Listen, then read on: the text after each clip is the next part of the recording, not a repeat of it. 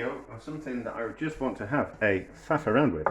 So I was watching a video on like cheap meals and from forgotten foods from different eras, like the Depression and the rationing after the wars and all that kind of stuff. And a couple of them just sparked my interest, and I kind of thought we'll have a go. This might be one video, this might be two, this might be three, but we'll kind of see. So it was chipped beef on toast. So basically what you do is you take some old bits of beef and then mix them with a bit of, or fry them if you can, mix them with a bit of white sauce, and then put them onto toast. And I kind of thought, that sounds a little bit interesting. Now obviously it was chipped beef, but I was thinking we can use anything that we've got. So any kind of meat that we've got in a white sauce on toast. And then I was kind of thinking, oh well, that's mushrooms on toast, isn't it? That's mushrooms in a creamy sauce on toast, in the same kind of way. So it's any kind of meat or mushrooms that we've got. So if we think about it, we can use beef, we can use some leftover sliced ham, we can use some cured sausage, we can use bacon, we can use some chorizo, we can, you know, whatever we've got.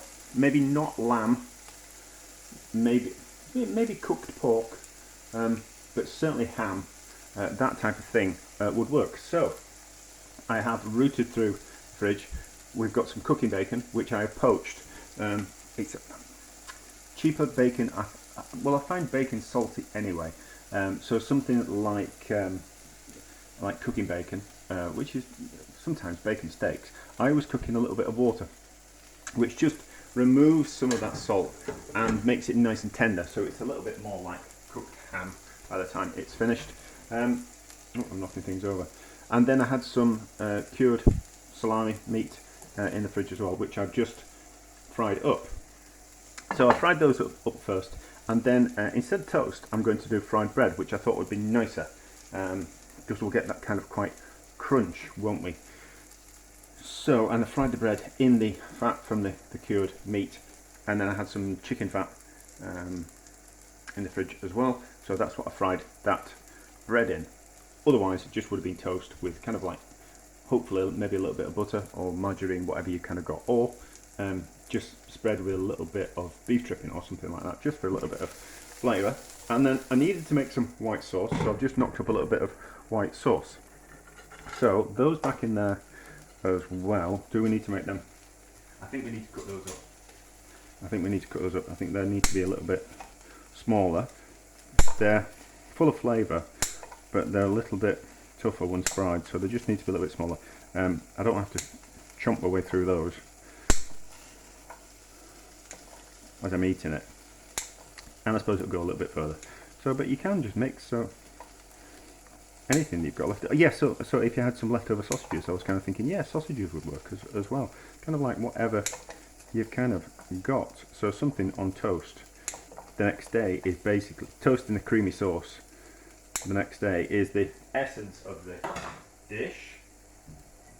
So those like that, so give them a little bit of heat, and then the sauce is just white sauce. So I think what we'll do is we'll put the white sauce in with that like that.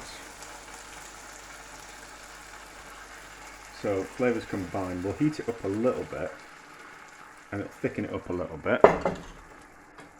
Like that. Wooden spoon in the frying pan. It's not my favourite wooden spoon. Where's my favourite wooden spoon? Wooden spoon here. So that's going to pick up some of the flavour from the bottom of the pan. I don't think it'll need any seasoning because the ham is salted already, but it'll certainly need some pepper. Remembering, the tighter we tie the nut on the top of the pepper mill, the finer the pepper comes out. And the looser it is, the more chunky the pepper is. So normally pepper we season at the start and then at the end as well. So I've probably made too much toast. We'll go for the big bit. I'll eat that anyway. So that like that. Maybe a little bit more sauce. No, we'll let that thicken up and then we'll give it a taste.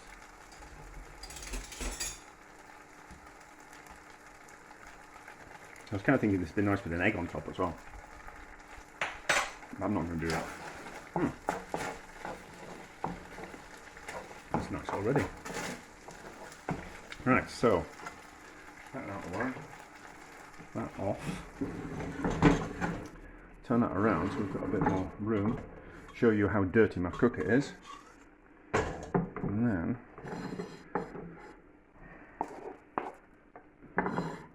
that on toast. So it's not chipped beef, it's chipped ham. And we just need to scrape those extra bits out. And then we need to take a picture. So I'll have to stop the camera. We need a bit of a thumbnail, don't we? I think that'll be nice. Maybe a little bit more sauce on top. Like that. We'll get those bits out of the pan. But I'm just running out of space. So take a picture. Right, so scrape these bits of goodness out of the pan like that. Won't be as aesthetically pleasing, those bits, but they will have all the flavour in there. To wash. No, excuse fingers, but I am at home. And there's only me at the moment. Quick wash of the hands. Already got a fork out, just need a knife. I think this is going to be good. I think this is going to be good.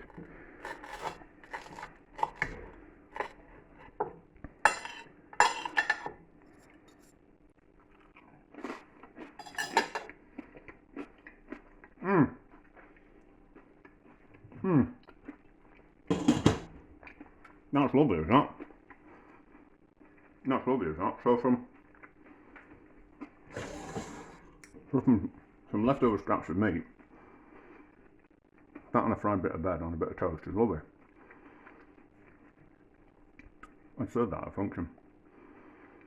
I did the mushrooms on toast a few months back, and it was. I made a video. I faffed around with it. See, this is the benefit of me filming everything that I do.